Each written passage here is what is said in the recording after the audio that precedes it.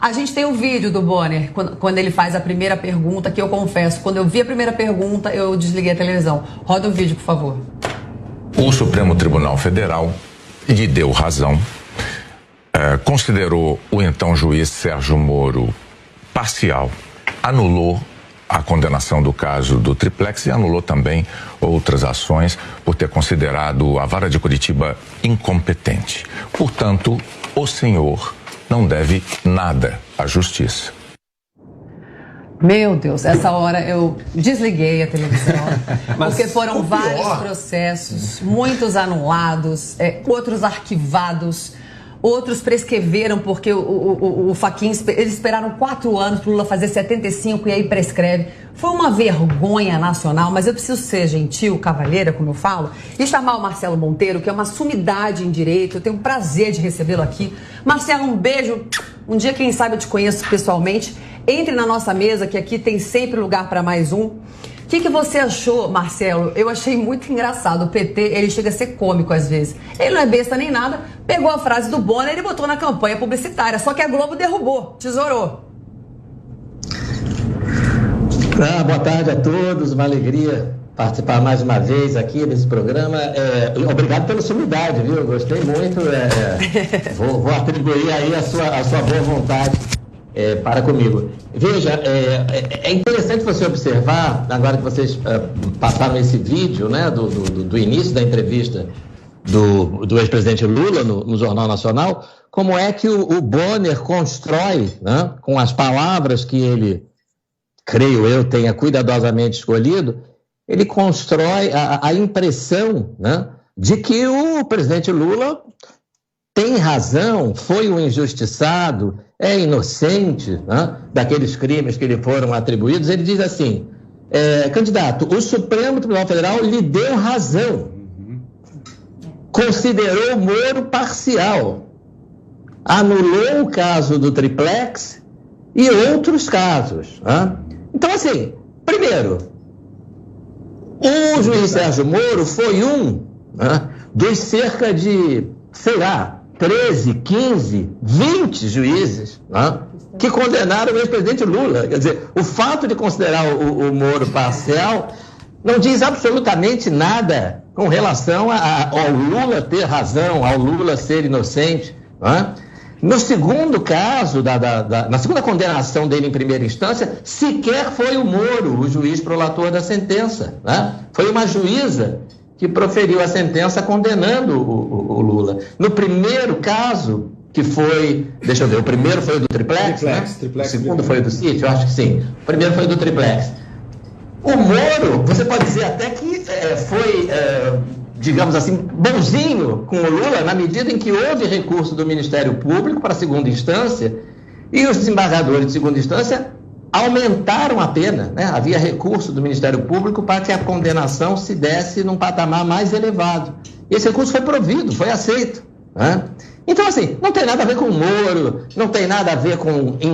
Essa incompetência da Vara de Curitiba é uma balela, né? Então... que só me dá mais trabalho para explicar para os meus alunos que o que a lei diz é exatamente o contrário do que o ministro Fachin decidiu. Né? Quando você tem um crime, ou melhor, quando você tem vários crimes praticados por uma quadrilha, uma organização criminosa, né? Como foi o que aconteceu no caso do Petrolão, né? Ninguém imagina que eles vão formar uma quadrilha dessa dimensão para praticar um furto de bicicleta numa terça-feira à noite em Copacabana. Não é isso, né? São vários crimes, são fraudes em licitações na Bacia de Campos, são fraudes na construção de uma refinaria em Pernambuco, são fraudes na região metropolitana do Rio de Janeiro. Isso envolve a conduta de diretores da Petrobras, cuja sede fica no Rio. Isso envolve Curitiba, porque o doleiro fica em Curitiba. Isso envolve Brasília, porque os atores políticos ficam em Brasília. Né? Então, o que a lei diz? Ainda que vários crimes praticados em locais diferentes, em momentos diferentes... A gente tem um probleminha com o vídeo dele, né? Vamos ter que voltar daqui a pouquinho. Sabe quem eu vou chamar? O Paulo Bonfim, que faz marketing político, né? Para alguns políticos ganharem. Foi uma estratégia política ali, aquelas perguntas, Paulo? Você vê uma retórica ali de quem está dando uma escada para um candidato? Claramente. Na minha visão, acho que foi retórica política pura, apesar de serem fatos né, incontestáveis ali que aconteceram. Quando você começa a frase daquele jeito, você parece estar construindo uma história para provar a inocência de um candidato que a justiça não terminou o processo e depois foi anulado, né? Então, assim, não teve um julgamento. Não dá para dizer que ele foi inocentado. Mas, enfim, o que eu acredito é que eu vi ali naquele caso foi que houve, sim, uma tentativa de retórica, narrativa política, tanto é que a esquerda e o próprio PT usou isso no seu programa eleitoral para poder, através de uma autoridade jornalística e uma pessoa com muita credibilidade, como é o William Bonner, sair da boca dele as palavras de que você foi liberado pelo Supremo Tribunal Federal. Então...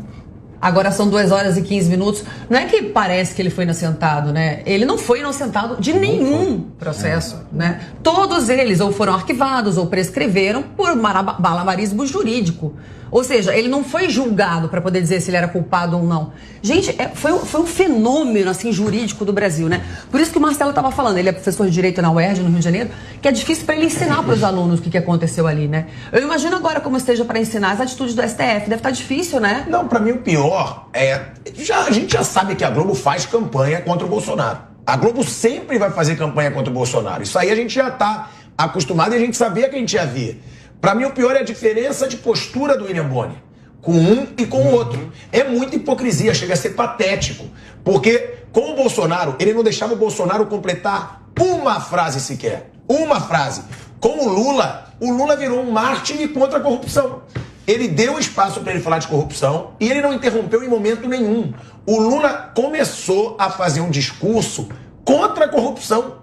Parecia que o Lula era um cara super honesto, sem escândalo nenhum no governo dele, que estava fazendo ali um discurso, gente, vamos parar, é a corrupção, a gente tem que combater a corrupção, eu dei liberdade para a Polícia Federal. E ninguém interrompia o Lula. Era assim, era ridículo. Eu não sei como a Rede Globo autoriza isso. Alguém deve falar no ponto do Bonner, não é possível. Pô, tá ficando feio, tá ridículo, muda a postura. Vamos lá. Eu acho que dizer que a Globo pegou mais leve com o Lula que com o Bolsonaro, acho que isso a gente tá de acordo. Acho que não tem nenhuma diferença aí.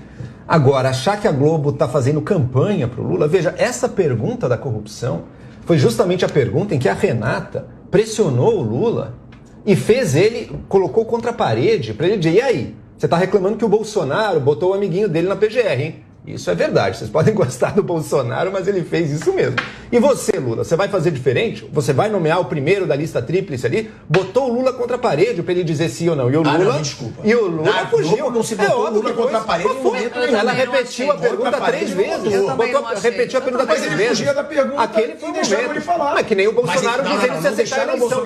Foi igualzinho. Não deixaram o Bolsonaro falar. Foi igualzinho. Quando perguntaram se o Bolsonaro... O Bolsonaro não completou o pensamento. Deixa eu terminar o pensamento. Deixa eu completar o pensamento. Foi igualzinho a quando perguntaram pro Bolsonaro se ele ia aceitar o resultado da eleição. Ele fugiu, o Bonner pressionou. O Lula, a mesma coisa. A Renata perguntou, você vai nomear o PGR primeiro da lista tríplice? Você está comprometido aqui? O que o Ministério Público escolher, você vai botar ali? O Lula fugiu um pouco, ela voltou na pergunta. Voltou, até que ele teve que dizer, com todas as letras, não vou. O que é um primeiro da lista tríplice contra um rombo de 900 bilhões de reais? Você me desculpa. É a mesma coisa que você se ater a uma mosca quando tem um prédio pegando fogo. Mas ao mesmo tempo, na hora de pressionar, quando tinha que ter pressionado, ao invés de começar com aquela... Não foi uma pergunta. Foi uma frase introdutória. Qualquer um que estude comunicação, texto, redação, eu adoro redação, você dá uma introdução quase que para a pessoa continuar o que você está falando. Não foi uma pergunta, foi a mesma coisa que aconteceu com a Vera Magalhães no segundo debate. Ela não fez uma pergunta, ela fez acusações contra o Bolsonaro numa pergunta que era para o Ciro. Por isso que o Bolsonaro perdeu as estribeiras. E detalhe, ela começou perguntando a vacinação em geral. Aí ela enfiou ali a vacinação contra a Covid, dizendo que a desinformação que o presidente tinha promovido é tudo verdade, um meandro. Uai, seu app de vídeos curtos.